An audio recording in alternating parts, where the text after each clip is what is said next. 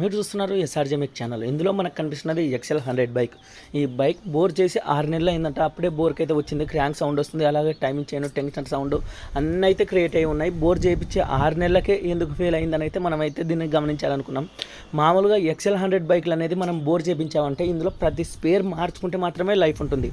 ఎందుకంటే ఎక్కువగా ఇవి రైతులు యూజ్ చేస్తూ ఉంటారు. మనం బోర్ చేసిన వెంటనే లోడ్ వేస్ అనేది బండ్లను అయితే లాగిస్తుంటారు. కాబట్టి కంపల్సరీగా మీరు బోర్ చేసినప్పుడు దీనికి clutch liner, clutch bill, timing tensioner, cam soft ఇవి మార్చేటట్లుంటేనే బోర్ అయితే ఒప్పుకోండి. మిగిలిన బైకుల కంటే కాస్త ఎక్కువ ఒప్పుకున్న పర్లేదు, కానీ ఇవైతే కంపల్సరీగా చేంజ్ చేసుకుంటే మాత్రమే ఈ బైక్ బోర్ అనేది నిలబడగలదు. ముఖ్యానికి clutch liner, clutch bell bore చేసామంటే కంపల్సరీగా అయితే మార్చే తీరాలి XL100లకి.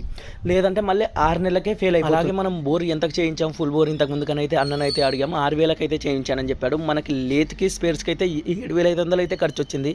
6,000కి చేయించాడంటే అందులో స్పేర్స్ ఏం మార్చించాడో మీరే అర్థం చేసుకోవాలి.